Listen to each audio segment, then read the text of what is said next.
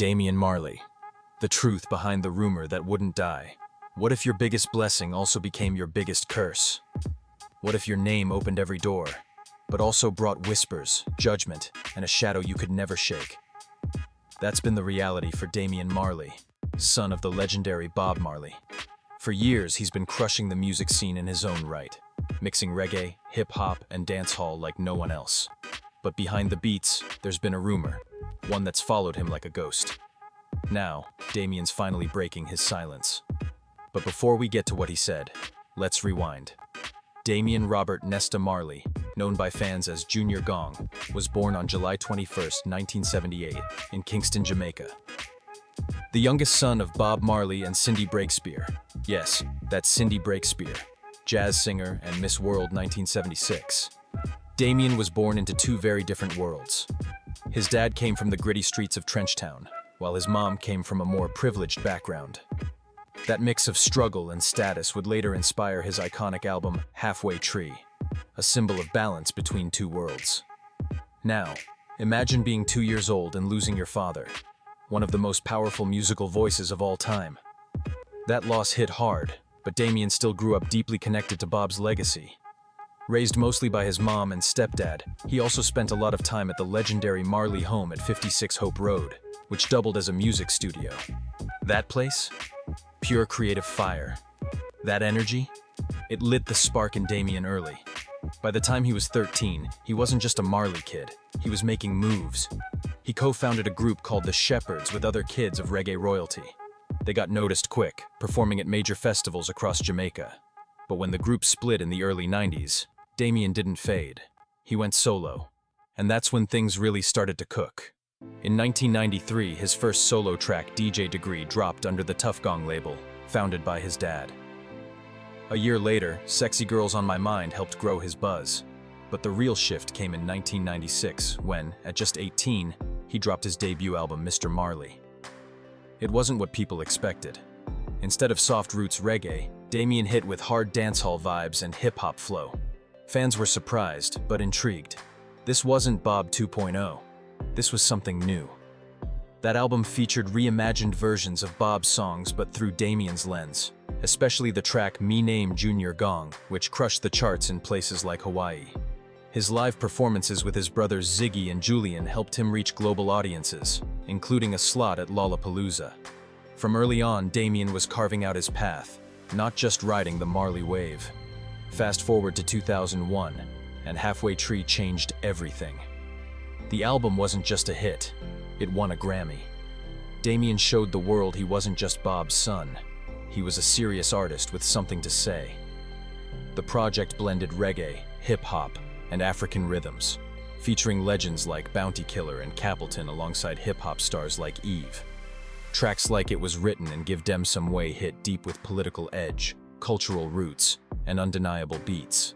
But the moment Damian truly cemented his spot, that came in 2005 with Welcome to Jamrock. If you've heard that track, you know, it's raw, real, and totally unfiltered. A dancehall anthem that shined a light on the gritty reality of life in Jamaica, far from the beaches and resorts. Lines like, "Out in the streets they call it murder," didn't sugarcoat anything. The song sparked global conversation. Some loved it, some hated it.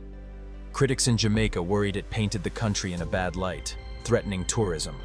But for people living in those rough neighborhoods, Welcome to Jamrock was truth in stereo. Damian himself said it best. "The people I represent love it." That's been his mission from the jump, speaking truth, even if it makes people uncomfortable. And that brings us to the controversy. In 2016, Damian released the video for Nail Pon Cross. It was bold. It was brutal. It was a lot. The video showed crucifixions in modern-day America. An African-American boy, a Muslim man, a police officer, and Damian himself, each nailed to a cross in public places. The symbolism was heavy and immediate. The message? Powerful. But not everyone got it. Some people were outraged, especially those who felt the religious imagery was disrespectful. But Damian made it clear, it wasn't about mocking Christianity. It was about showing how society still punishes people in public, figuratively crucifying them based on race, religion, or job title. He said, "Christ was one of thousands who were crucified. It could be anybody." That's what made the video so bold. He didn't just show victims, we expect that. He also showed a police officer being crucified, pushing back against the idea that every person in uniform is the enemy. He forced people to confront their assumptions, their stereotypes. It was uncomfortable, and it was meant to be. He even said in an interview, "Some people like it, some people don't. But I'm glad. It sparked a conversation." Now here's where it gets even more interesting. For years, people whispered that Damian only got famous because of his last name, that he didn't earn it, that Bob Marley's legacy carried him. That rumor, it stung. But Damian never bit back, until now.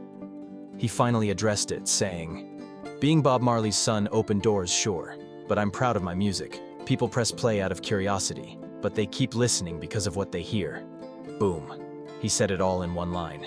It's not about the name, it's about the message. And if you've really followed his journey, you know that message runs deep.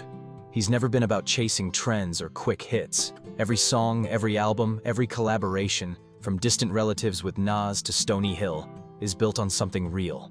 Culture, struggle, justice, hope. Like his father, Damian Marley believes in music that does more than entertain. He believes in music that moves people. And love it or hate it, that's exactly what he's done. So what do you think? Was Pon Cross too much? Or was it exactly what people needed to see? Drop your thoughts in the comments, and if you're vibing with this story, hit that like button. Don't forget to subscribe and turn on notifications, so you never miss a beat. This was about more than music. This was about legacy, about truth, and about a man who refuses to be anyone but himself. That's Junior Gong.